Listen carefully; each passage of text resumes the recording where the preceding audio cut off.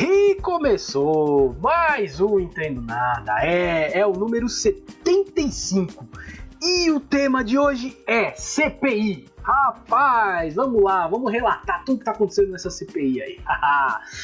Tema este apresentado por este que vos fala, Luiz Rossi, e por ele, ele que não vê objetos fálicos em lugar algum, Flávio Santos. Muito bom dia, boa tarde, boa noite a você que nos ouve, porque este é o Entenda Nada Podcast, é mídia streaming, você ouve onde, como e bem entender. É verdade, viu, Luiz? Eu não tô vendo muitos objetos fálicos por aqui, não. Eu não tenho essas visões com frequência. E por falar em objeto fálico, dá até para fazer uma relação com o momento que nós estamos vivendo aqui no país, que o nosso presidente vive citando essas coisas. O nosso presidente, infelizmente nosso, né, de todo mundo, ele tem uma fixação por esse tipo de palavra, por esse tipo de objeto, e ninguém sabe por quê. Enfim, mas vamos tocar o programa. Hoje o tema é um tema bacana que a gente escolheu aqui ao longo da semana, que a gente produziu, e logo você vai anunciar o convidado, porque é um tema que todo mundo acha que entende e na verdade não entende nada, que são as CPIs. O Brasil, todo brasileiro, brasileiro médio, brasileiro comum, ele é acostumado a ouvir essa sigla desde a infância. Desde a época do Collor, do Luiz Guimarães, a gente ouve falar em CPI, que é a Comissão Parlamentar de Inquérito. E a gente não sabe o que é essa porcaria de CPI. O que diacho é a CPI. A gente acha que sabe, mas na verdade nós não entendemos os meandros, a formatação, como ela se desenvolve, como que ela se encaixa em cada período, em cada época. E o que a gente entende mais ou menos é o contexto político, como elas são abertas. Mas daí a entender as consequências, as causas, a estrutura é uma outra coisa. Por isso, para falar da CPI da Covid-19 que começou, a CPI começou esses dias, regida pela relatoria do Renan Calheiros, vejam só, a gente vai falar com um cara muito especial, certo, Luiz? Certo. Vamos falar aqui hoje com o Leonardo Rossetto, ele que escreve pela @Nada Novo no Front,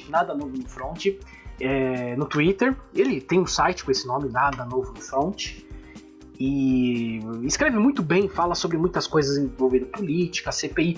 Se você for no Twitter no dia que está rolando lá a CPI, você vê que ele vai falando tudo o que está acontecendo, tudo ali ele vai acompanhando e tal, e escreve muito bem, fala muito bem. Eu já acompanhava ele há algum tempo no Twitter, e como a gente estava tentando falar sobre CPI já faz algumas semanas, a gente estava indo atrás de algumas pessoas, não conseguimos o contato, tal, eu lembrei dele. Eu entrei no Twitter, vi, falei, pô, tem o Leonardo, ele manda bem, ele tem um podcast, né, a gente vai falar sobre isso depois. E eu falei, vamos tentar conversar com ele que eu acho que vai virar, né. E virou, e foi uma bela entrevista, uma aula, como sempre, os nossos convidados aqui dão uma aula, explicou muito bem CPI, falamos de política, falamos sobre pênis, né? Em plena CPI, falamos sobre isso também. Enfim, eu não sei, esse governo, Flávio, você falou uma coisa, esse governo tem uma coisa, né, por esses objetos fálicos, né? Eu acho que Freud pode explicar bem isso, não sei, talvez Freud explique. E é o seguinte, Luiz, aqui no Entenda Nada Podcast a gente não tem nada com quem gosta de objetos fálicos. A gente respeita muitas opções de cada um e a pessoa pode gostar à vontade, só que o governo Bolsonaro, ele fala dessas coisas pelo viés mais baixo que tem. Aquela coisa machista, escrota, aquela coisa ridícula, sabe? Eu sou machão, o meu bilão é maior que o seu. Sabe aquela coisa de botecão mesmo? Embora nem os botecos mereçam essa conotação e associação, porque o boteco é legal pra caramba. Mas assim, eles falam da maneira mais infantil possível, né? Como nenhuma criança de quinta série falaria. Eu só quero dar um aviso aqui antes de começar a entrevista. Eu não participei da entrevista, eu estava no meu horário de trabalho. O Luiz fez a entrevista, a agenda dele permitiu, e ele conseguiu lá um espaço e fez a entrevista. Então vocês não vão ouvir essa bela voz durante a entrevista, e vão ouvir só a voz maravilhosa de Luiz Rossi conduzindo tudo. Isso mesmo, bom falar. Eu que fiz a entrevista com ele, foi muito boa, foi legal. Mas a voz do Flávio tá aí, vocês vão ouvir a voz do Flávio por aqui, né? Ouvir a minha de Taquara Rachada também, já estão ouvindo agora. Mas é isso, vamos parar de falar, gente, aqui, que eu e o Flávio, a gente só tá pra atrapalhar. Vamos deixar o nosso convidado falar um pouquinho. Vai lá, Leonardo, com você.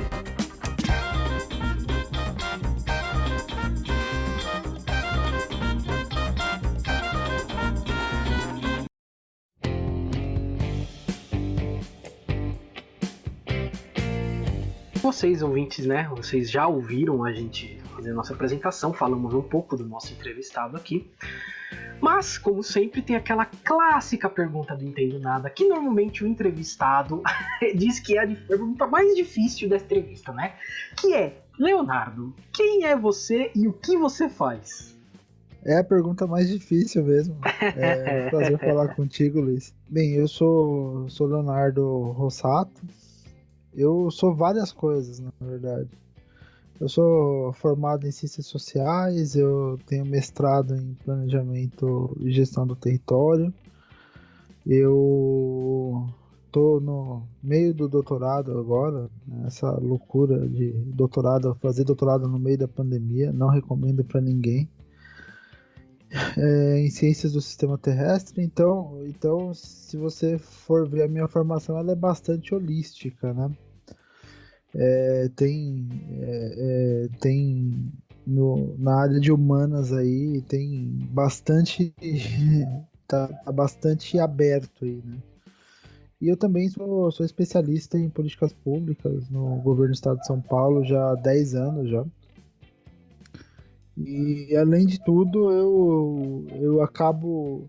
Eu sempre falo que é meio casual, nunca foi nada planejado, e eu acabo usando as redes como assim, uma forma de divulgação mesmo. E não só de divulgação, mas de tentar falar um pouco principalmente de políticas públicas, mas também de outros temas correlacionados que são impossíveis da gente fugir,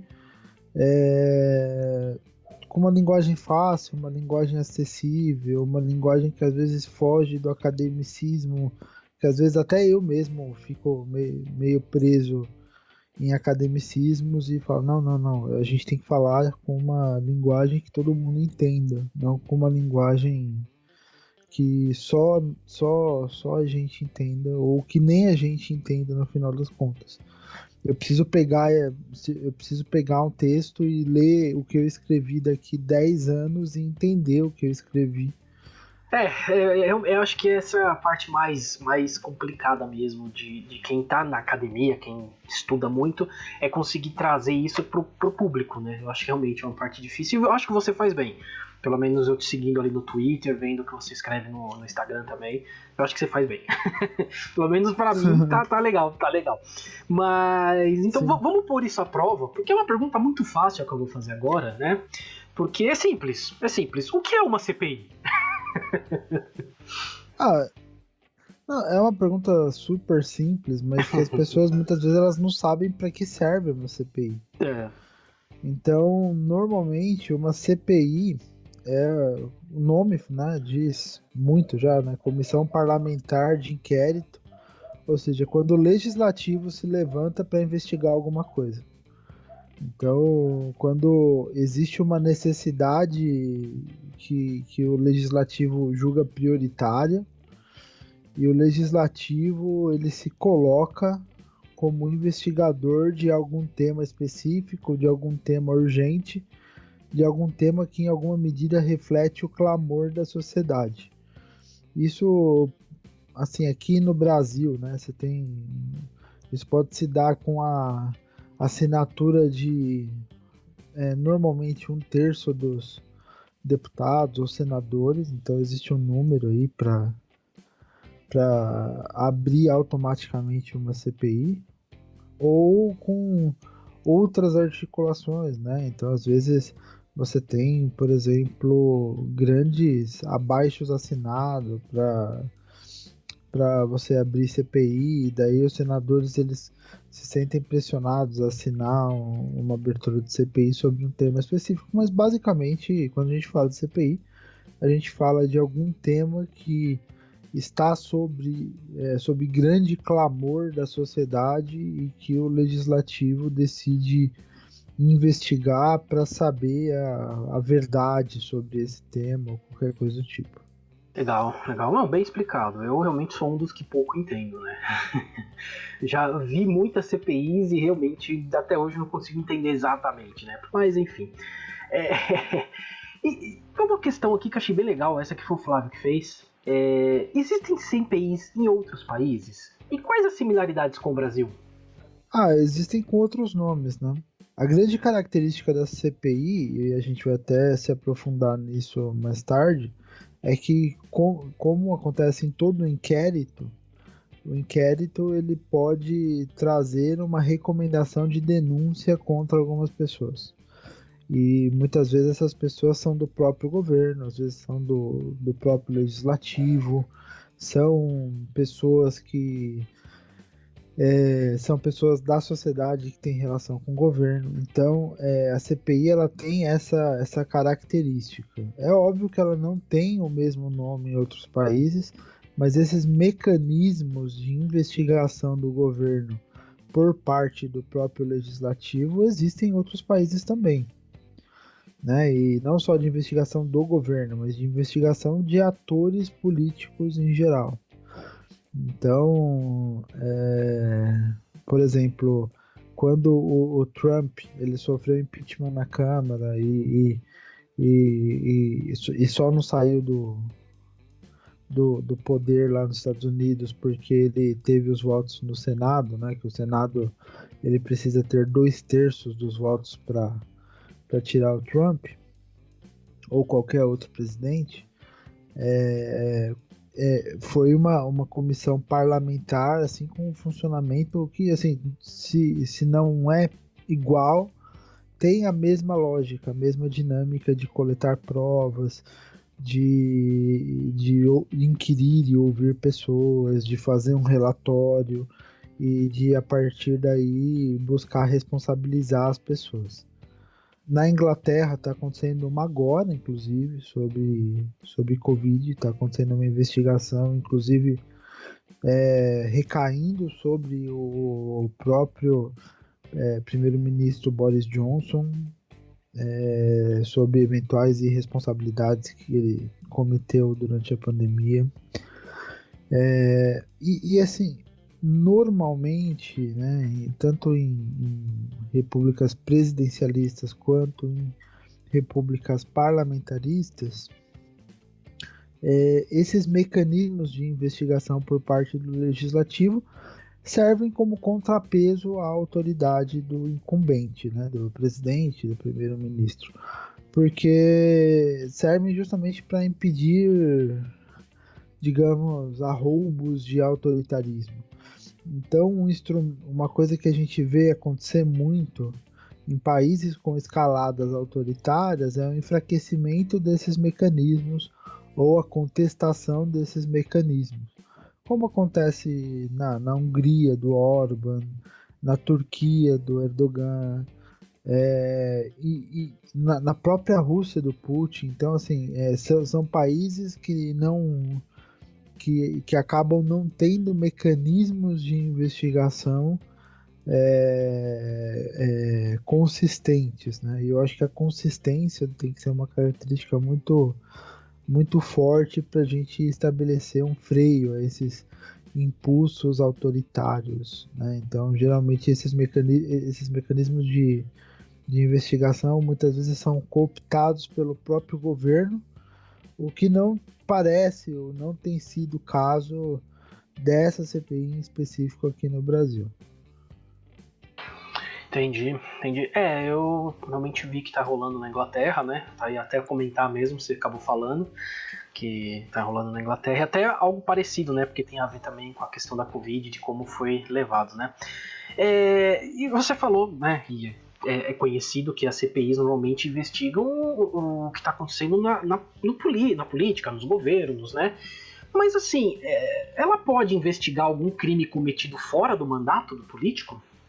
Sim. Ela, assim, quando você abre a CPI, ela vai investigar um tema em específico. Tá. E isso não está restrito ao mandato. Às vezes tem implicações para o mandato, mas não necessariamente é algo restrito ao mandato. Então, por exemplo, um caso de CPI que investigou inclusive quem não tinha mandato foi a CPI do Cachoeira. Não sei se você lembra. Eu lembro. inclusive acabou depois resultando lá na renúncia do senador Demóstenes Torres. Mas ali você tinha uma investigação além do mandato. A investigação, inclusive, começou de fora para dentro, né? Porque o Cachoeira ele era uma espécie de eminência parda ali que acabava tendo relações escusas com alguns políticos, em especial Demóstenes. E na verdade, assim, o motivador da CPI é a possibilidade de prejuízos ao país, ou de prejuízos, inclusive, às próprias relações de poder do país, né? Então, hoje, na verdade, é um negócio até meio livre, né? Que hoje tem gente que quer abrir CPI. CPI, ela é um instrumento político-jurídico, ela é também um instrumento político. Então, tem gente que quer abrir CPI por rigorosamente qualquer coisa. Sim. Mas tem um limite, inclusive regimental, de quantas CPIs podem estar em andamento, enfim, né? Todo esse tipo de coisa. Mas dá para investigar além do mandato específico. Que, na verdade, assim, a CPI ela fala sobre tudo que é público. O lastreio da CPI é o benefício público. É a verdade para o público. E isso pode estar além de mandatos ou qualquer coisa do tipo. Você falou da CPI do Cachoeiro, eu nem lembrava mais. Agora que você falou que eu lembrei.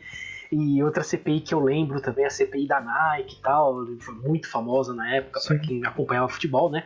Mas assim, a impressão que eu tenho é que vamos por aí, a CPI mais famosa, entre aspas, ou a que conseguiu ter mais resultado, põe entre aspas de novo, foi a CPI dos anões do orçamento. Dá para dizer que essa realmente foi uma CPI que deu mais resultado, ou toda CPI tem seu resultado? Que toda CPI tem seu resultado, tem, mas por exemplo, a CPI das fake news, por exemplo, foi um completo fracasso. Sim. A própria CPI da Nike ficou aquém do que se esperava. E a CPI da Nike é um exemplo clássico de CPI que vai além do agente público, né? Mas assim, quanto a CPI dos anões do orçamento, eu acho que foi uma das mais bem sucedidas no sentido de desbaratar um esquema de corrupção. Mas eu particularmente acho que, obviamente, pelo efeito imediato da CPI, para mim tá bem claro que assim, a CPI mais impactante foi a CPI do Collor, né? A CPI do governo Collor, que foi de fato uma CPI cuja investigação derrubou um presidente e trouxe provas. Então, assim, teve lá o que motivou a abertura da CPI foi aquele famoso depoimento do irmão do Collor, né, do Pedro Collor de Mello, e depois, enfim, né, e depois o relatório da CPI recomendou a cassação do presidente. Então, assim, ele apontou de fato fortes ligações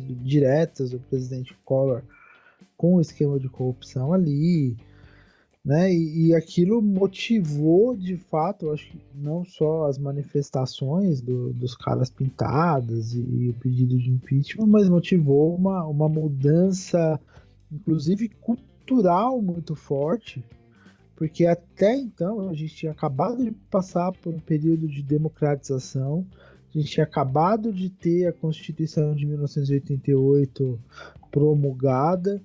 Então a nossa democracia ela era muito jovem, né? E daí a CPI do Collor ela foi até mais importante que a dos anões do orçamento para consolidar a CPI como um instrumento de investigação de fato para a opinião pública. Nesse sentido, ela foi a mais importante de todas, porque a partir daí ninguém sabia o que era CPI direito até então.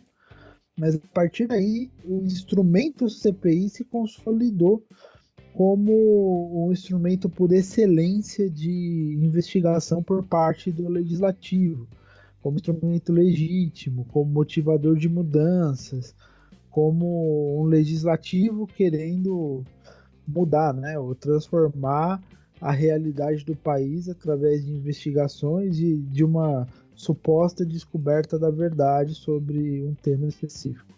Você vê que eu, na minha cabeça, dos anões do orçamento era que levava o Collor ao impeachment. E não, realmente, você falando aí, eu fui puxando na memória e realmente teve uma específica pro Collor, né? Não, assim, a dos anões ela foi muito certinha, né? No sentido de que parece que assim, aquilo é quase um modelo de como fazer uma CPI. Mas a Sim. do Collor ela foi mais impactante. Levou ao impeachment, que também era algo que era desconhecido até então. Você falou, você teve a Constituição em 88, né? E em 92 já estava acontecendo, 91, 92 já estava acontecendo tudo isso, né? Então foi algo assim impactante mesmo, marcou mesmo, né, a Constituição e o que o Brasil estava começando a viver a partir dali. Bom, eu tenho outra questão aqui, porque nessas semanas aí de CPI, que começou a CPI, muita coisa se falou, inclusive que poderiam convocar o presidente Bolsonaro, né? O presidente da República pode ser convocado para a CPI? Ele é obrigado a comparecer? E os governadores também? Havendo motivação, todo mundo pode ser convocado para a CPI. É claro que é bastante óbvio que no caso do presidente da República vai acontecer mais ou menos o que está acontecendo com os governadores, né? Os governadores eles foram convocados, alguns deles, e eles entraram com uma ação em conjunto no STF para não precisarem ir. Porque assim, qual que assim, existem três tipos de chamadas de comparecimento à CPI. Primeiro, você pode ser convidado a testemunhar na CPI, e sendo convidado, você tem a prerrogativa de aceitar ou não. E é mais ou menos isso que os governadores estão pedindo. E é mais ou menos isso que provavelmente Bolsonaro pediria se ele fosse convocado, né? Então, ser convidado com a prerrogativa de comparecer ou não, e daí isso é diferente de uma convocação que você é obrigado a comparecer. E se você não comparecer, você tem que de fato trazer uma justificativa, como inclusive já aconteceu com o ex-ministro Pazuello, por exemplo, e com o ex-secretário executivo da saúde, o Elcio, aquele lá da vaca na caveira, né? Sim. Eles ambos chegaram a apresentar justificativas de que estariam com Covid e não poderiam ir. Depois o Pazuello foi, o Elcio, ele, se não me engano, ele vai agora no mês de junho. Então, assim, existe o convite, que ainda não foi feito a ninguém nessa CPI. Existe a convocação, que como testemunha, que é o que aconteceu com todo mundo até o momento nessa CPI, que é uma convocação em que você vai depor e responder as perguntas dos senadores como testemunha, mas você vai, obviamente, você vai fazendo um juramento de falar a verdade, então há uma necessidade de uma juramentação para você falar numa CPI, um compromisso em falar a verdade, e é por isso que há tanta revolta, por exemplo, por que o Pazuello não foi preso, o Weingarten não foi preso, o Ernesto Araújo não foi preso, né? Se eles mentiram tão obviamente. Isso daí também é uma prerrogativa dos senadores, e daí acaba sendo uma linha bem tênue, ali, bem complicada para os senadores definir ali o que é mentira ou não.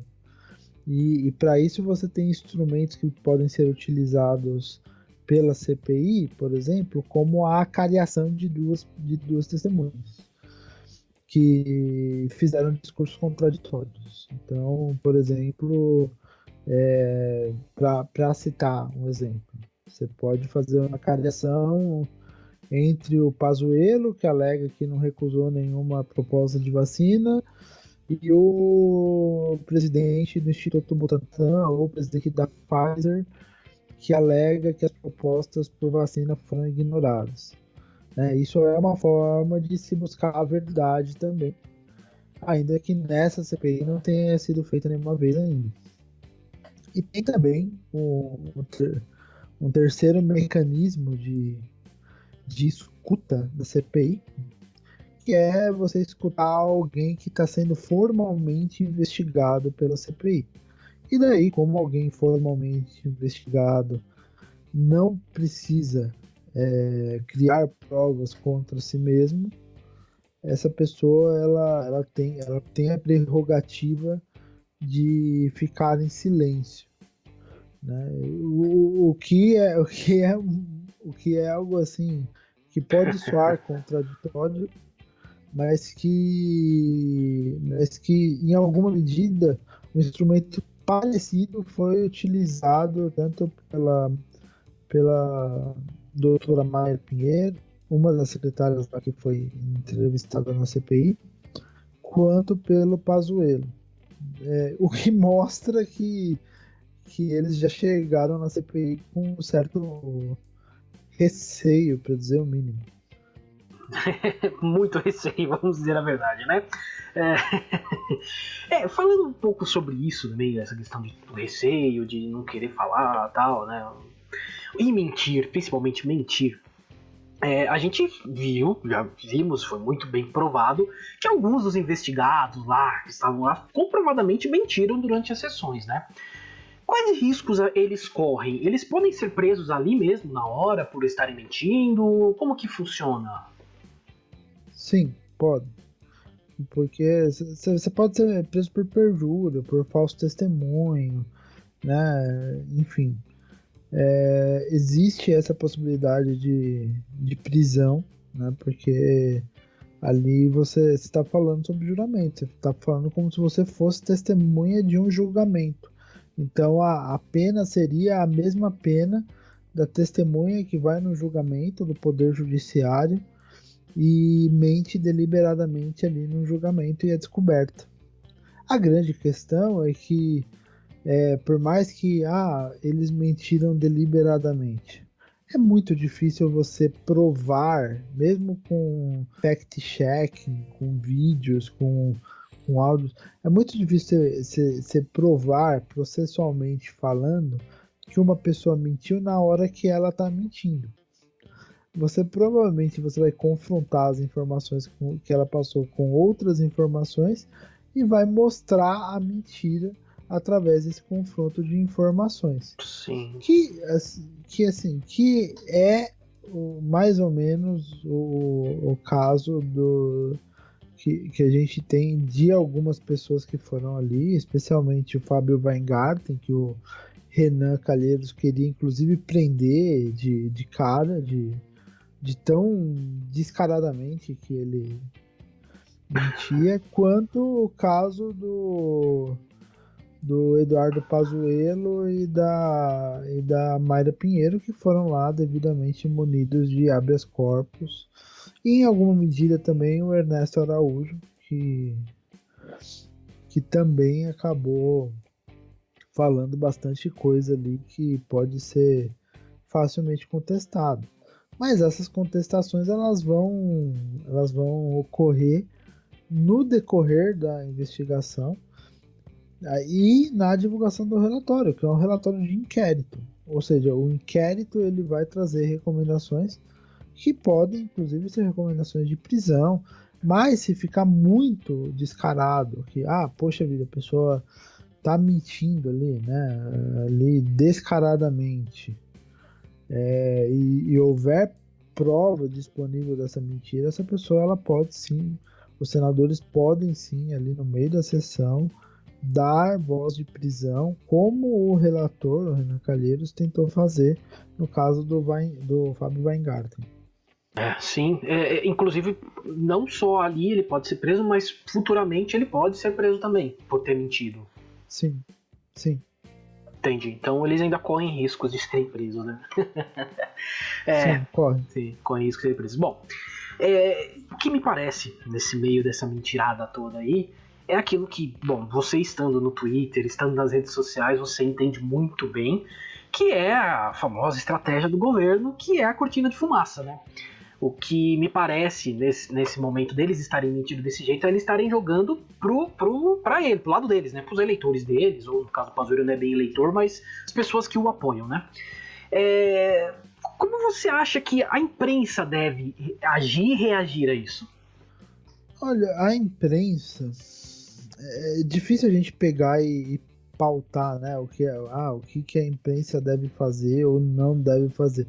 Até porque as pessoas elas têm uma prerrogativa de que a imprensa seria um agente neutro em busca da verdade, assim como os próprios investigadores. E não é isso que acontece, nem com a imprensa e nem com os investigadores. O ideal seria a imprensa ajudar no que for possível nesse processo de coleta de informações, nesse processo de trazer, né, evidências, como aconteceu inclusive em outras CPIs. E daí vamos deixar bem claro aqui duas CPIs onde isso aconteceu muito, que foi a própria CPI do Collor e que foi a CPI do mensalão também. Né? Se a gente lembrar, teve um mensalão ali que foi alvo de uma CPI e depois essa CPI ela foi remetida lá ao Ministério Público. O Ministério Público fez toda aquela peça que 7 anos depois resultou naquele monte de julgamentos no STF. Então você teve lá na CPI do mensalão também um forte abastecimento por informações da mídia. Mas é difícil falar como que a mídia deve se comportar, porque nem sempre ela tá neutra no jogo, né? Então a mídia, assim como os próprios senadores, não vamos ser hipócritas, a mídia tem interesses naquilo e a mídia ela vai alimentar o que ela achar conveniente, mas a verdade é que a mídia ela no cenário ideal, no cenário em que a gente tem uma mídia em que o jornalismo é colocado acima dos interesses políticos dos chefes das redações ou dos próprios jornalistas envolvidos. No cenário ideal, a mídia seria um grande ajudante no sentido de coletar evidências, de trazer provas. E ela, em alguma medida, ela tem sido isso, mas numa escala menor do que poderia ser. Né? Então, a mídia tem ajudado, mas ela tem se visto, inclusive, ofuscada por outros atores dentro desse processo que voluntariamente vão fazendo uma varredura e vão reescrevendo essa história, que no nosso caso é a história da pandemia, no caso da CPI, a história da pandemia. Então a mídia ela acaba não tendo a mesma velocidade, a mesma agilidade, porque a dinâmica de redes é muito ágil. A dinâmica das pessoas envolvidas nas redes sociais ela é extremamente ágil. Né? Então a mídia acaba tendo um papel um pouquinho aquém do que poderia ter. E não que a mídia não precisasse ter um papel, ela precisa ter um papel, ela precisaria se posicionar. Ela se posiciona em várias oportunidades, nessa CPI mesmo, mas ela acaba ficando até um pouco em dúvida, porque às vezes a dinâmica de uma redação, a dinâmica para você fazer uma matéria ela é um pouquinho mais lenta do que a dinâmica das próprias redes que acabam pautando a CPI com coisas que muitas vezes já estão disponíveis, com coisas que já estão divulgadas, às vezes nas redes sociais das próprias pessoas e que acabam sendo utilizadas como instrumentos de investigação. Eu creio nesse ponto das cortinas de fumaça e tal. Eu acho que a mídia tem até agido de uma maneira bem correta, bem colocando como são as coisas. Acho que às vezes falta até nomear, na verdade, o que é, pra tal pessoa mente. Às vezes falta isso, mas a gente sabe que tem alguns outros poréns atrás, né? Eu acho que o principal problema na mídia é o... Não dá pra falar um principal problema, mas um dos principais problemas é essa coisa de você não fazer o filtro naquilo que você faz, ou senão você fazer um filtro de uma maneira que acaba tirando um pouco a credibilidade. Porque o grande ativo da mídia é credibilidade. Sim, sim. E por exemplo, uma coisa que assim, você cai em dois extremos. Uma é você fazer a coisa sem filtro, dando margem para o jornalismo declaratório. Então daí você tem manchete, né? Para Bolsonaro, urnas foram fraudadas, sem nenhuma menção de que aquilo é uma mentira, ele não tem nenhuma prova, sabe? Essas coisas assim. E por outro lado, você tem muitas vezes um cuidado que é justificado, mas que às vezes ele acaba truncando as matérias, e normalmente quando você tem uma matéria que você tem um texto muito truncado, você sabe que houve uma discussão dentro da redação para aquela matéria, e então ela acaba saindo com conteúdo que às vezes não é tão fluido, e daí a reportagem ela sai com menos material do que ela deveria ter, ou com menos clareza do que ela deveria ter. São essas duas questões, mas a mídia ela segue, obviamente, sendo muito útil. Se a gente não tivesse a mídia e a cobertura, principalmente a cobertura fora dos tempos de CPI, que é muito importante para a gente recuperar materiais. Se a gente não tivesse isso, a gente provavelmente não teria tanta riqueza de detalhes para mostrar as posições dos diversos atores envolvidos na CPI. Sim, sim.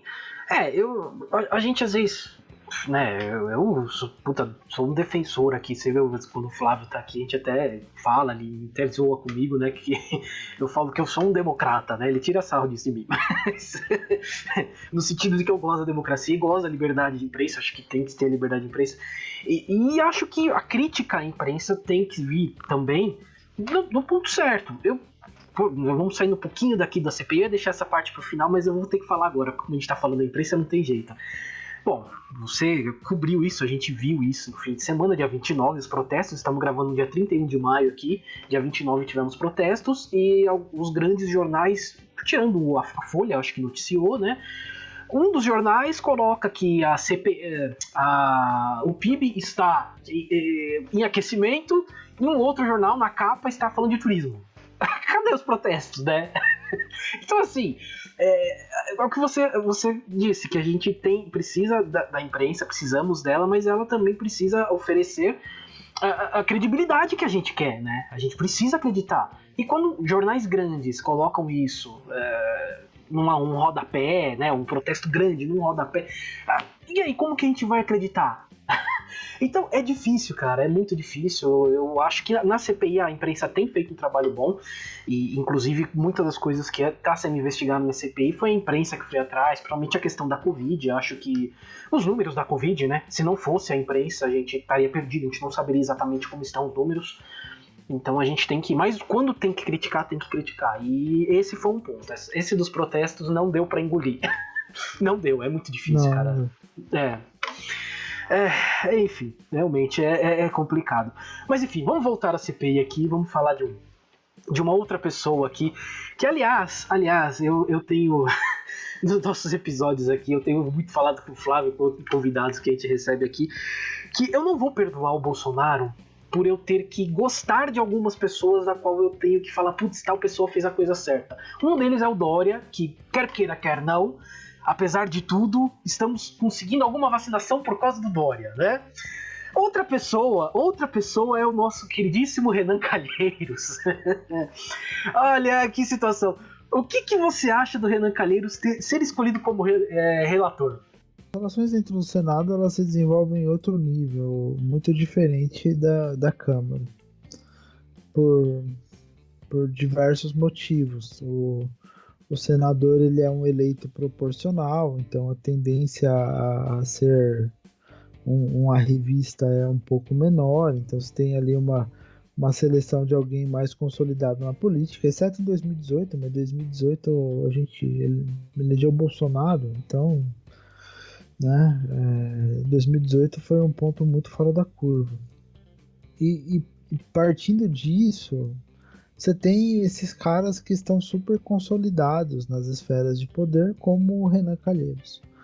A gente pode falar um monte de coisa do Renan Calheiros. Ele, assim, é notório que ele tem um histórico político no mínimo complicado, que ele tem N casos ali de acusações das mais diversas, mas ele é um cara que, antes de qualquer coisa, ele sabe sobreviver na política.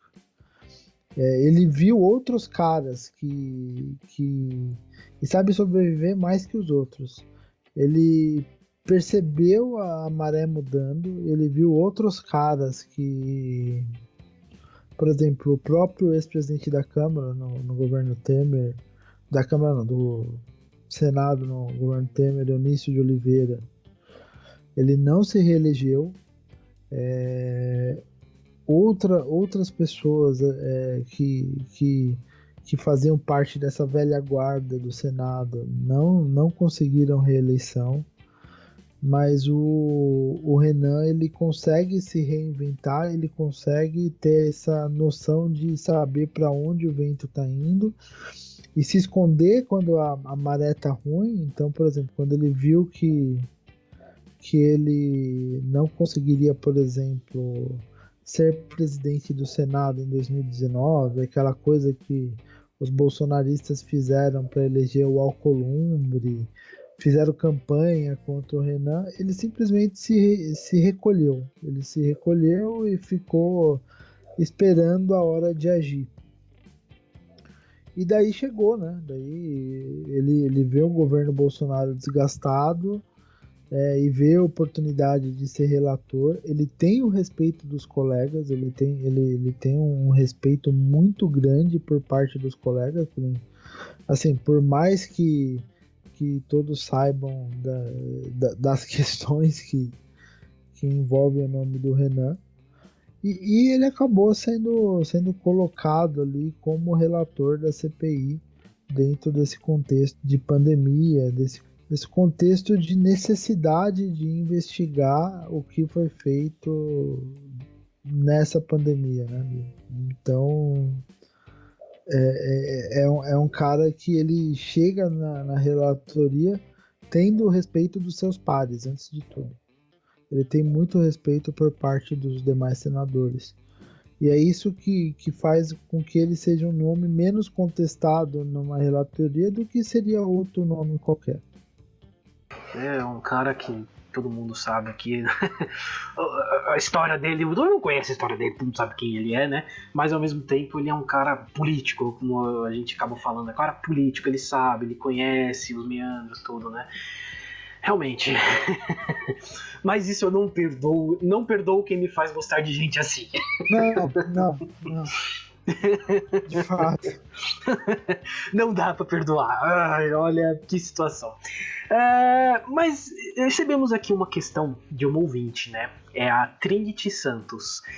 E ela pergunta assim: quais as possíveis consequências se for provado que houve omissão do governo no combate à Covid? Bem, aí a gente vai falar das consequências de CPI no geral. que acontece? Normalmente, o que vai acontecer? A CPI ela vai fazer um relatório. Esse relatório vai recomendar a investigação de vários atores políticos que alguns a gente já sabe que serão investigados, como por exemplo o Pazuello. E esse relatório ele vai ser entregue tanto na Procuradoria-Geral da República quanto na presidência da Câmara. Por quê? Porque a Procuradoria-Geral da República é quem pode conduzir essa investigação e denunciar pessoas para serem eventualmente julgadas no STF. E, ao mesmo tempo, a Câmara é quem pode, no caso do presidente, abrir processos de impeachment. A gente sabe que hoje, tanto a Procuradoria-Geral da República quanto a presidência da Câmara, elas estão com aliados do Bolsonaro, no caso são Augusto Aras na Procuradoria e o Arthur Lira na presidência da Câmara. E que esses caras eles podem simplesmente pegar e não conduzir as investigações. Ah, mas então a CPI não vai dar em nada? Não necessariamente. Mas esse relatório ele pode fazer com que assim, ele já traz provas muito contundentes de que alguns atores políticos tiveram um papel catastrófico dentro desse contexto da pandemia. E ele vai trazer mais e mais provas no decorrer do tempo. Só que, se essas provas não forem apreciadas devidamente, com o devido cuidado, pelos atores que precisam apreciar essas provas, isso pode servir de subsídio para argumentar, inclusive fora do Brasil, no Tribunal Penal Internacional, por exemplo, que as instituições governamentais brasileiras estão sequestradas e que se recusam a investigar, o que faria com que essa investigação pudesse transcorrer em outros órgãos, como Organização dos Estados Americanos, Tribunal Penal Internacional e outros órgãos do tipo. São vários caminhos possíveis. Por quê? Porque você não tem nada fechado. Você não sabe exatamente quem vai ser denunciado. Você não sabe exatamente quais provas serão anexadas aos processos. Você não sabe necessariamente a força dessas provas. Você não sabe o que a CPI vai impulsionar de movimento contra o presidente Bolsonaro. Você não sabe a popularidade com que o Bolsonaro vai chegar na CPI. Então são muitos fatores. Mas normalmente você tem aí os dois caminhos. O caminho curto, que é o caminho que pode levar ao impeachment, que é o relatório da CPI nas mãos do presidente da Câmara, e o caminho longo, que é o caminho que pode levar à efetiva condenação judicial de todos os envolvidos, que é a PGR, né, a Procuradoria-Geral da República, denunciando as pessoas e levando a julgamento, como ocorreu no Mensalão. Eu não sei se é a impressão que você tem, a impressão que eu tenho é de que tudo isso que está sendo investigado agora será usado não agora, mas eu acho que um pouco mais pra frente, não sei. Aí é meio achismo meu, né? De quem não entende muito dessa história não. Mas eu tenho essa impressão de que tudo isso será usado mais lá pra frente, né? E eu digo isso porque uma questão que a gente recebeu aqui, que é da Trinity Santos também, um salve pra ela mandou uma questão bem assim, né? Se essa CPI é para tirar o Bolsonaro ou para comprar vacinas, né? E aí eu peguei essa questão e complementamos, né? Tanto o Flávio quanto a gente complementou. Muita gente acredita que essa CPI foi criada apenas para sangrar a popularidade do governo Bolsonaro. Você acha isso? Eu acho que, assim, é difícil a gente afirmar, não, foi feita para sangrar a responsabilidade ou coisa do tipo. Eu acho que é um pouco além disso. Assim, a gente fala muito da CPI, mas a gente esquece do contexto que a gente está vivendo que levou a CPI. E que tem um clamor muito forte das próprias bases eleitorais desses senadores em relação aos senadores. Então fica muito difícil, por exemplo, para o Omar Aziz e para o Eduardo Braga, um presidente da CPI, o outro membro da CPI, não fazerem nada para investigar responsabilidades depois do que aconteceu em Manaus em janeiro. Fica muito difícil também para outros senadores não fazerem nada para investigar responsabilidades, sendo que nesse período de 1 ano morreram 3 senadores por Covid. Então, assim, é uma situação em que os senadores de fato estão se sentindo pressionados a investigar. E nesse sentido, a estratégia de diversionista, de visionista da base do governo Bolsonaro, ela tem sido um tanto quanto, eu diria, equivocada mesmo, porque você tem alguns vereadores que você sabe que seriam de oposição, como por exemplo o próprio Randolph e os senadores do PT que estão na comissão. Você sabe que esses caras seriam de oposição. Você tem os caras que você sabe que seriam de situação, que a gente sabe ali, o Marcos Rogério, o próprio Eduardo Girão, Fernando Bezerra, o Heinz e outros senadores que seriam situação. E você tem os senadores que seriam independentes, ou seja, eles poderiam pender para qualquer um dos lados, dependendo das negociações que fossem feitas, dependendo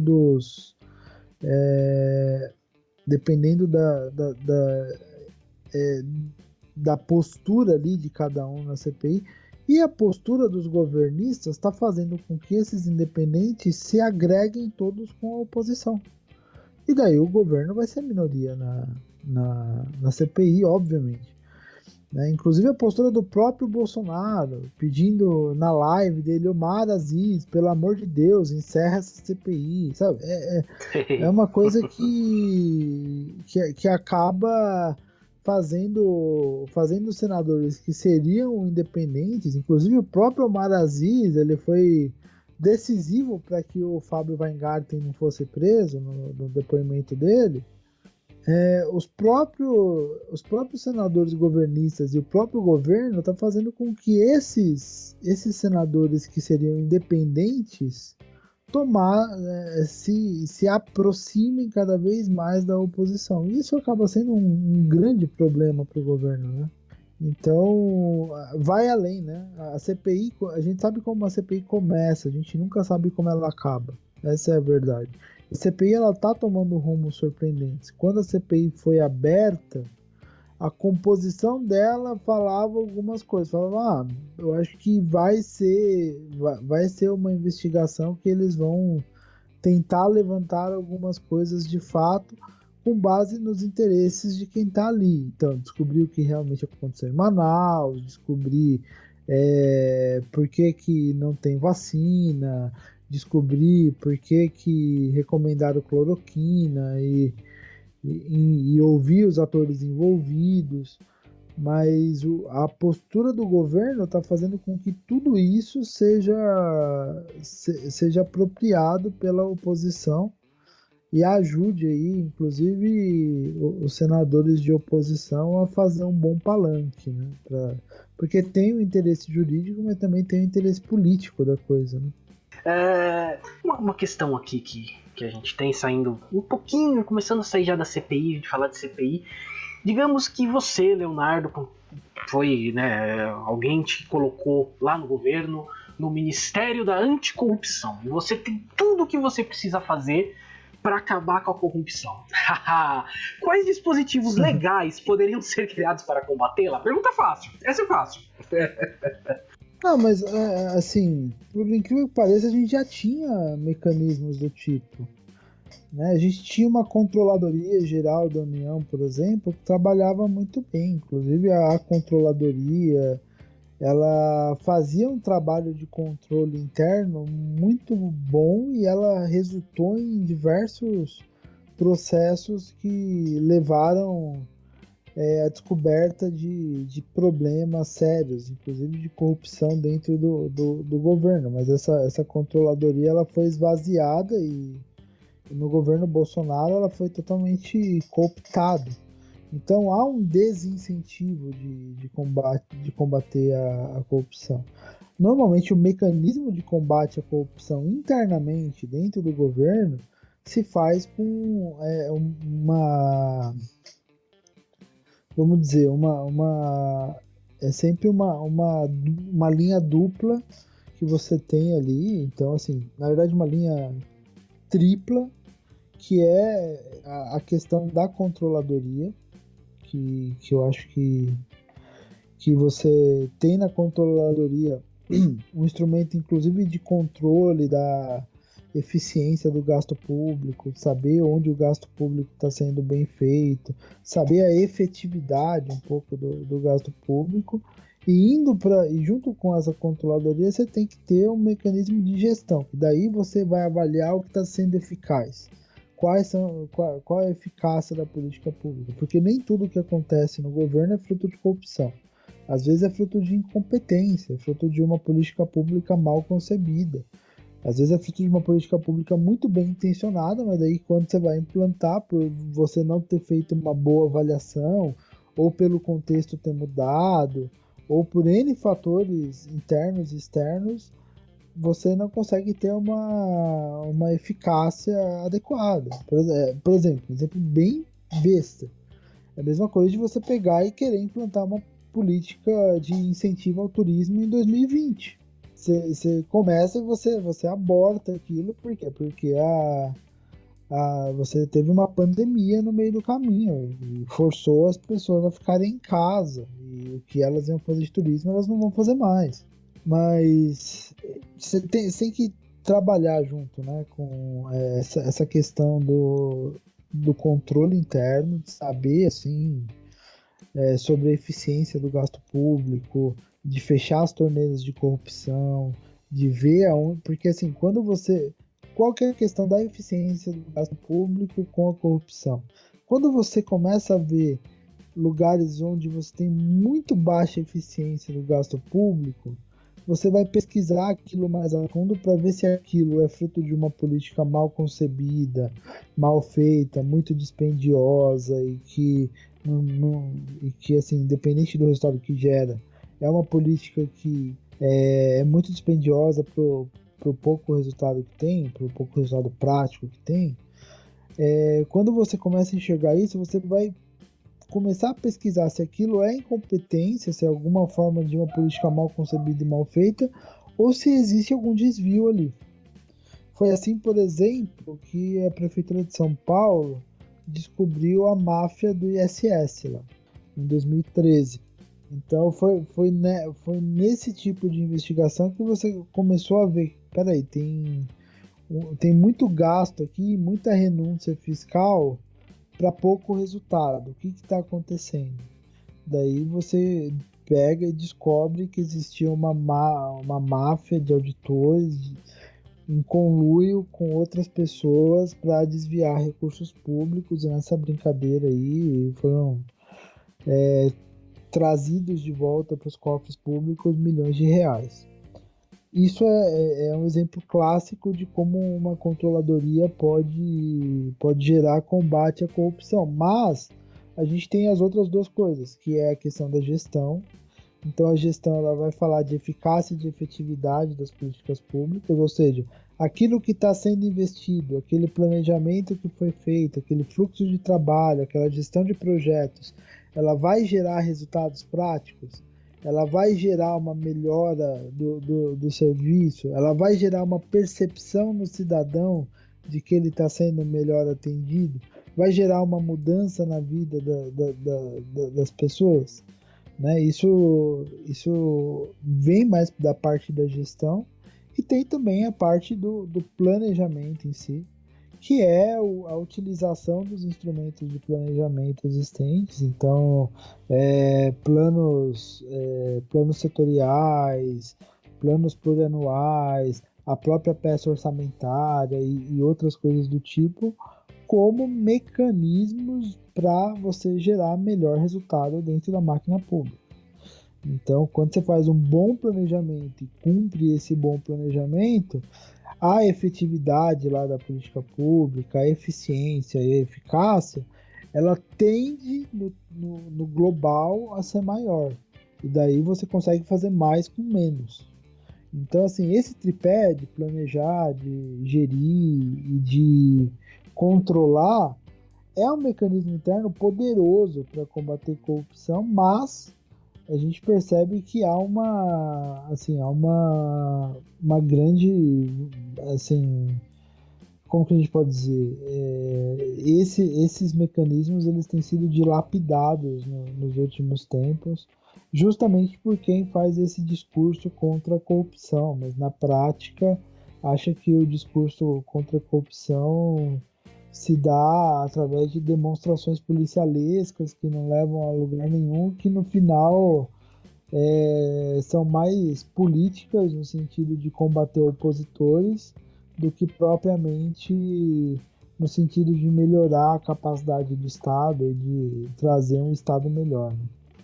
Ótima resposta, muito boa resposta. Mas agora vai ser a pergunta mais séria do dia aqui, a pergunta mais séria, essa aqui você vai responder. Eu quero entender isso, porque como a palavra pênis e piroca foi parar no lugar sério, em teoria sério, como a bancada de uma CPI? Cara, pelo mesmo motivo que a Mia Khalifa foi parar na bancada da CPI. Né? Pelo mesmo motivo. Aí a gente vê a qualificação tanto dos entrevistados quanto dos senadores.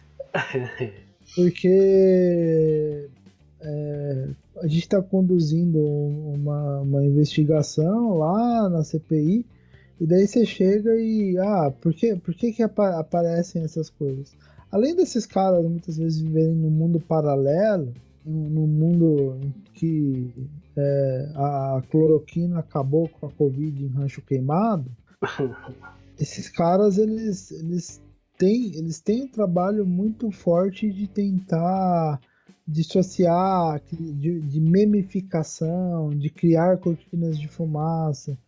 E daí quando a gente fica falando de pênis lá o pênis na porta da Fiocruz, não sei o que é uma baita cortina de fumaça, a gente não fala do quanto que a doutora mentiu e do tanto que a doutora lá estava envolvida em eventos da promoção do tratamento precoce da cloroquina, mandada como secretária do Ministério da Saúde. Então existia uma política interna de promoção de um tratamento sem qualquer eficácia.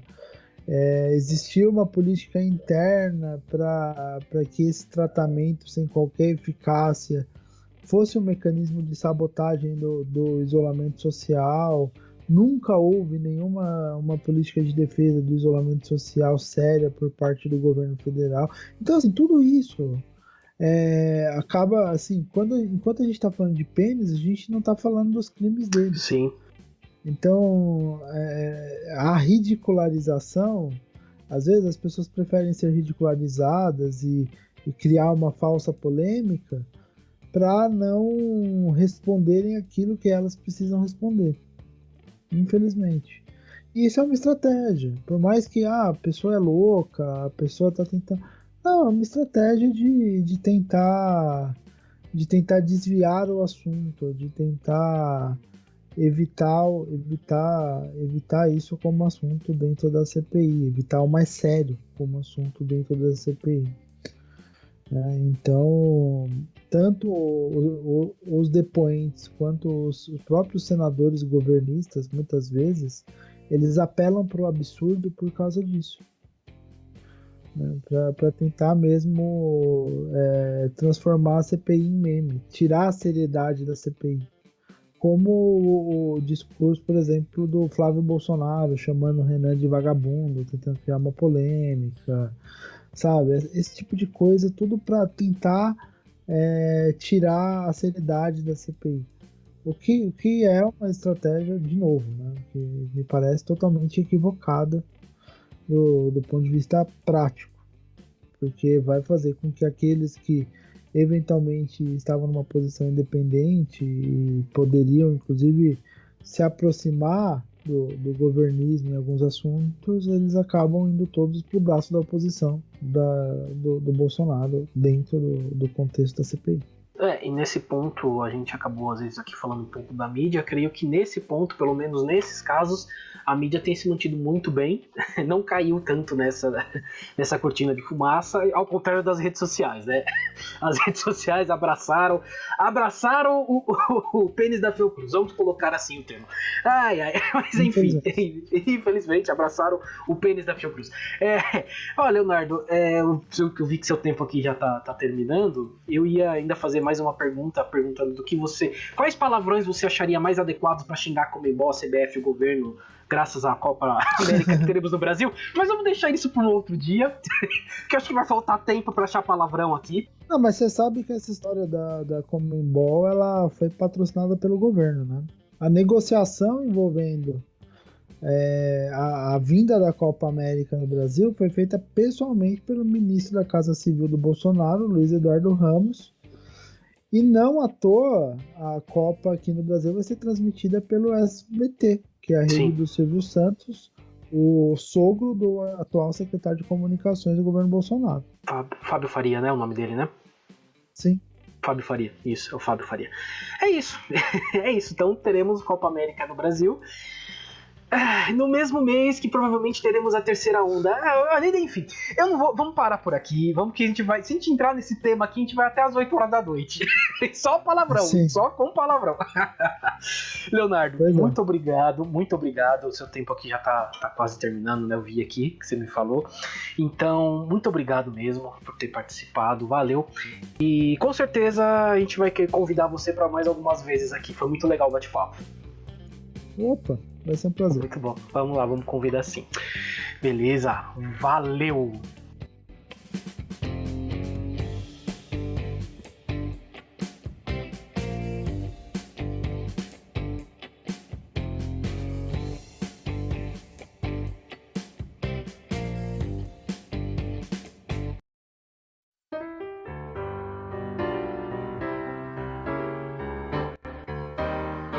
Bom, ou se vocês ouviram a entrevista, né? Uma entrevista muito boa, muito bem.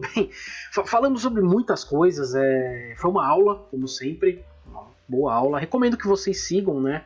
Ele tanto no Twitter quanto no Instagram. Ele tem, né? O Nada Novo no Front. Mas eu vou falar um pouquinho mais sobre isso na hora dos salves, tal. A gente vai comentar mais. Mas agora vamos para as nossas dicas culturais. Dicas culturais. Flávio Santos, o que você trouxe aí pra gente hoje? Olha, eu tenho uma dica cultural e para aplicar essa dica cultural eu demorei alguns meses. Eu tava meio indeciso, eu tava pesquisando, mas finalmente essa semana eu comecei a usar essa dica cultural na prática, que é o Kindle. Eu comprei um Kindle alguns dias atrás e faz tempo que eu não ficava tão feliz em adquirir um objeto eletrônico, um aparelho eletrônico. Eu acho que só na minha infância eu tinha ficado tão feliz quando eu recebi um brinquedo, alguma coisa assim. Eu por muitos dias eu fui em lojas físicas atrás do Kindle e eu percebi que as Casas Bahia, Americanas ou essa não estão vendendo mais das lojas físicas, só pela internet. E eu estava muito inseguro em comprar e não gostar. Apesar de até que achei que o preço não era tão acima assim. Eu paguei R$300. Então assim, não era um investimento gigantesco, mas é dinheiro. R$300 são R$300, ainda mais no Brasil de hoje. E aí eu vi com uma amiga minha como é que funcionava tal, e comprei. E assim, eu tô dando isso como dica cultural, porque o Kindle ele ajuda, entre outras coisas, a você recuperar o seu hábito de leitura. Depois do advento das redes sociais, eu comecei a ler muito menos, é uma coisa que o Luiz também já falou isso aqui, e muita gente relata isso, mas eu fiquei com a impressão que ter um aparelho eletrônico para ler me fez voltar a ler com mais afinco, mesmo usando poucos dias, porque é uma coisa que parece um tablet, um celular, e você fica manuseando do mesmo jeito, e a tela é muito legal de ler, ela tem uma luminosidade que parece um livro, e ajuda pra caramba no hábito de leitura. Além disso, dá para você ler os seus PDFs que você baixa da internet gratuitamente, naquele site lá de pirataria, dá para você comprar e instalar. Olha, é um investimento que vale muito a pena pelo hábito de leitura e pelo acesso à informação que você tem. Então fica a minha recomendação aqui, se a Amazon quiser patrocinar a gente por esse jabá, estamos aí, a gente vai sentar na mesa, negociar e ouvir a proposta, mas a gente está disposto a ouvir uma proposta, mas fica a dica, se você puder comprar ou pedir emprestado, ou não sei, investir no Kindle, porque é uma bela aquisição. Sempre indico livros aqui, filmes, mas o Kindle vai te ajudar no mínimo no seu hábito de leitura. Fica a dica, gente. Boa, muito boa dica, inclusive, hein? Amazon, me manda um Kindle aí, Amazon, a gente aceita. Eu aceito o Kindle. Estamos aí. Eu aceito, estamos aí. Fazemos propaganda, fechamos aqui o negócio. Mas enfim, eu tenho lido muito no tablet, né? Eu tenho um tablet velhinho aqui, eu uso ele para leitura, mas eu imagino que o Kindle, com certeza, oferece uma experiência de leitura muito melhor que o tablet. Se o tablet já dá para ler ok, imagina o Kindle. E sim, eu tenho lido menos, apesar que do ano passado pra cá eu tô retomando mais as minhas leituras, né? Eu comecei a voltar a ler mais, porém eu tenho assistido menos séries, né? A gente faz a troca, não tem jeito. É questão de tempo, o celular toma muito tempo nosso também. E eu tô falando isso porque eu terminei de ler um livro, que é o 6º livro de uma série, né? Que era da trilogia Millennium, antiga trilogia Millennium, com a Lisbeth Salander, né? Com o Stieg Larsson, que era o escritor que morreu subindo escadas, né? ele morreu subindo uma escadaria, teve um infarto e morreu. Tava em forma, né? Não, tava muito em forma, olha, muito em forma. Mas a trilogia Millennium é muito conhecida, virou filme também, fez muito sucesso na época, lá para 2007, 2008, foi logo depois que ele morreu, aí explodiu, fez muito sucesso no mundo inteiro. E o David Lagercrantz, espero estar falando o nome dele certo, não faço ideia de como se fala isso. Continuou a série, né? Escreveu mais 3 livros. E eu terminei de ler o último. Terminei ontem, inclusive. Claramente não tem a mesma pegada dos 3 primeiros livros. São livros piores que os 3 primeiros. Não dá nem pra comparar. Mas são bons livros. Eu acho que assim, quem leu os 3 primeiros e gostou dos personagens, não tem como você não gostar dos personagens quando você lê os 3 primeiros. O jornalista, né, o Mikael Blomkvist, são nomes suecos, eu não vou conseguir falar tudo aqui direito. A Lisbeth Salander e outros personagens, né? Você tem esses 3 primeiros livros, são muito bons. Ele continua, mas perde um pouco, não é mais aquela coisa. Mas, ainda assim, recomendo que vocês leiam. Então eu terminei de ler o Garota Marcada para Morrer, que em Portugal... Flávio Santos, eu acho que o português de Portugal, a gente devia acolher, porque olha o nome do livro, deste livro em Portugal. A Rapariga que Viveu 2 Vezes. Ah, cara. Um livro com esse nome, quem não vai ler, Flávio? Cara, eu ultimamente eu tenho dado uns prints, umas páginas na internet que mostram discussões em português de Portugal. Não sei se você já viu isso, se você que está nos ouvindo. É muito engraçado. Com todo respeito a meus amigos portugueses, mas eles discutindo é coisa muito engraçada. É muito engraçado. É muito engraçado. É um idioma assim, claro que é o nosso idioma mãe, né? O nosso idioma veio lá do latim e tal, mas a gente veio boa parte do idioma português. Mas as diferenças são muito engraçadas. E você vê 2 portugueses brigando, discutindo no Facebook, no Instagram, é muito engraçado. Demais, é demais. Não, a Rapariga que Viveu 2 Vezes. Seria um nome muito melhor. Eu acho que seria muito melhor. Mas é isso, gente. Eu recomendo que vocês leiam, continuem, façam a leitura. Se vocês não leram os 3 primeiros livros da trilogia Millennium, leiam. Leiam em memória ao escritor que morreu subindo uma escada. E vale a pena, vale a pena. São bons livros legais de se ler assim e tal, então eu recomendo. Mas é isso, essa é a minha dica. Vamos para os nossos salves, chamegos e sapatadas. Salves, chamegos e sapatadas. Eu vou começar falando um salve aqui, Flávio, eu vou falar primeiro. Eu não vi se você vai ter salve ou não, então eu já vou falar. Na verdade é um salve, assim... Fazia um tempo que a gente não dava uma notícia boa de alguém aqui, né? Que a mãe da doutora Cláudia, a gente falou alguns episódios atrás aí, que ela tinha sido internada com Covid, né? Passou a Covid e tal. No que, nesta semana, ela saiu do hospital, ela teve alta. Venceu a Covid, Flávio. Venceu a Covid. A gente tem visto tanta, né? Muito bom, venceu. É a dona Elza, né? A dona Elza, mãe da doutora Cláudia. que já foi entrevistada nossa aqui, né, a doutora Cláudia. Então só podemos deixar aí um salve, uma melhor, apesar de já ter saído do hospital, a gente sabe que fica, né, umas sequelas, tal, demora um pouco para voltar, mas já estamos na torcida aqui para que volte logo, para poder fazer suas coisas, viver com saúde, tomar as vacinas aí, tomar para ficar perfeita e não ter mais problema algum. Certo, Flávio, mais algum salve aí? Quero mandar um beijo aí para dona Elza. Eu acompanhei pelo Facebook, eu não conheço a doutora Cláudia pessoalmente, mas ela já deu uma entrevista pra gente, e eu acompanhei os relatos e as fotos dela lá, e eu orei e torci muito, porque eu sempre vibro quando alguém se dá bem, seja no trabalho, seja na vida afetiva, ou seja vencendo uma batalha contra uma doença tão ruim quanto é a Covid. Por falar em batalha contra a Covid, contra a vitória, em pessoa aguerrida, eu já vou anunciar aqui nesse episódio a nossa próxima entrevista. Nós vamos entrevistar o Paulo Arnaldo Lima. Paulo Arnaldo Lima foi um cara que nós conhecemos na UP TV, na antiga Rádio Esporte na Rede, que foi onde eu e o Luiz nos conhecemos, e a gente já travou conversas com ele, encontros com ele em vários lugares. É um dos caras mais legais que trabalha na mídia esportiva brasileira. Nós vamos entrevistá-lo porque ele tem uma carreira maravilhosa, porque ele tem muita história para contar, inclusive ele é um grande fã de automobilismo, além de futebol, e também porque ele é um vencedor da Covid. Ele passou por um problema aí, venceu a Covid com muita garra, com muita força, e se tornou um exemplo para todos nós. Então quero anunciar para você que está ouvindo que vem um episódio de um cara aguerrido, de um cara talentoso e de um cara fã de esporte. Então vai ser uma resenha falando de coisa boa e também contando uma história de superação. Episódio com Paulo Arnaldo Lima é o próximo da fila aqui. Quero mandar um salve especial para o Reginaldo Moreira. Logo, logo ele vai ganhar um lugar cativo aqui nos salves, porque ele fez propaganda da gente no Twitter. Eu nunca tinha visto alguém citar a gente no Twitter. O Reginaldo Moreira, que é meu antigo colega de faculdade, antigo amigo de faculdade, e nós hoje temos o grupo NBA Sem Lei. Eu, Fabiano, o Reginaldo, o Diego, que é um dos mais sem vergonhas que eu conheço. Então o Reginaldo é um grande fã de NBA, grande palmeirense, e está sempre divulgando a gente. Forte abraço. Tem mais um salve, logo logo vai sair um vídeo no canal do YouTube. Eu tô muito picareta nos últimos dias.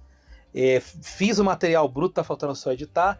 Tô com uma agenda muito corrida, mas também tem um pouco de preguiça, de procrastinação. Tem que tomar vergonha na cara, sentar no Lightworks e editar aquilo lá. Mas vai sair um episódio contando os 3 motivos que fazem os Mamonas Assassinas serem tão geniais e tão impactantes na história da música brasileira. E encerrei meus salves. Tava meio maguila os salves. Tava no Maguila. Eu não sabia que o Reginaldo tinha citado a gente lá no Twitter. Eu não vi, não sei se ele marcou a gente lá. Mas muito obrigado, Reginaldo. Eu vou ver se eu sigo ele no Twitter, então. Porque pelo menos ele sabe que a gente tem a conta lá, né? A gente tem uma conta lá e tal, então é bom, né? Inclusive o Leonardo, nosso entrevistado, eu conheci no Twitter, né? Então o Twitter é uma boa ferramenta também. Mas é isso. Agora vamos para aquela parte que a gente não gostaria, a gente teve que colocar, porque esse ano, o ano passado, muita gente morrendo e tal, que é o obituário, né? E dessa vez foi uma pessoa que eu conheci, fiz faculdade junto, né? Que era o Seu Wilson, né? Seu Wilson porque realmente ele era mais velho, ele era uma pessoa mais velha e tal. E, a bem dizer, ele fez faculdade num semestre e a filha dele já entrou no semestre seguinte. Então a gente conheceu tanto ele quanto a filha. Eu estudei junto com ele, né? Mas conhecemos a filha dele e a filha dele que deu a notícia no Facebook, né? Que ele faleceu decorrente à Covid. E um cara que ele recomeçou na faculdade, porque ele fazia uma coisa, aí ele começou a fazer a faculdade de História e virou professor.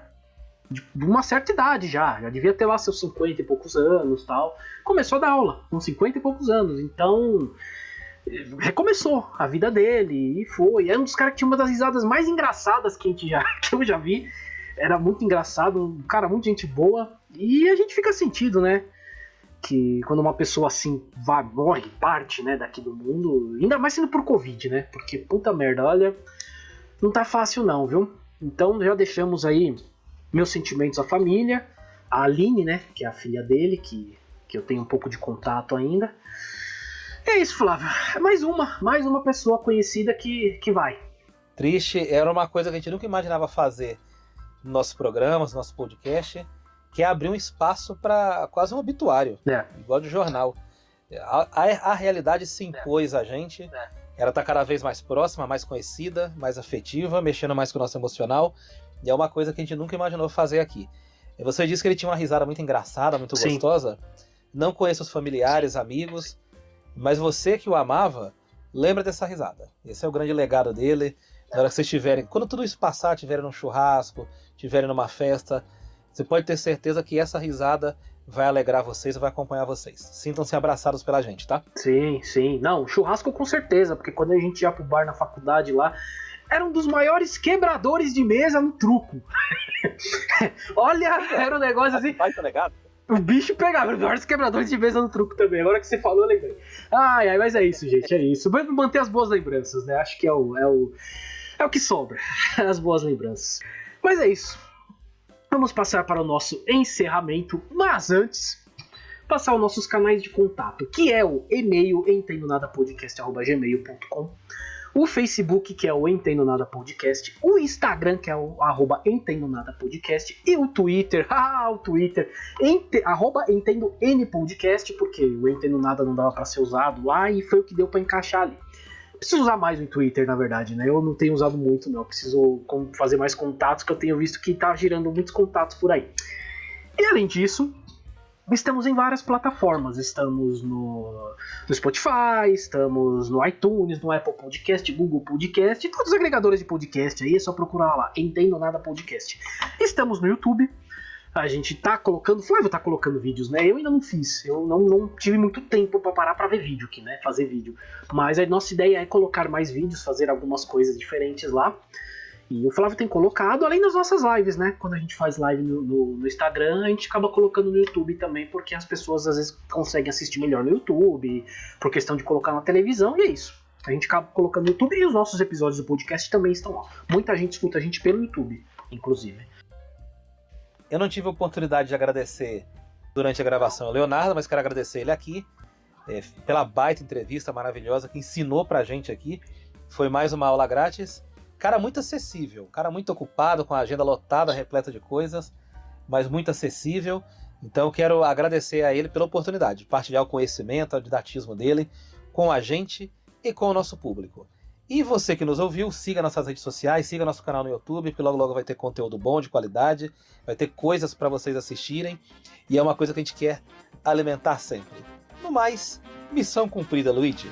Missão cumprida, fechamos hoje. Muito obrigado, Leonardo, aí, que deu uma entrevista ali dentro de uma hora que ele tinha, ele conseguiu, a gente fez a entrevista em 1 hora, deu certinho, então já agradecendo, muito obrigado e mais uma aula. Fechamos, Flávio. Bora? Bora! Fomos! Valeu!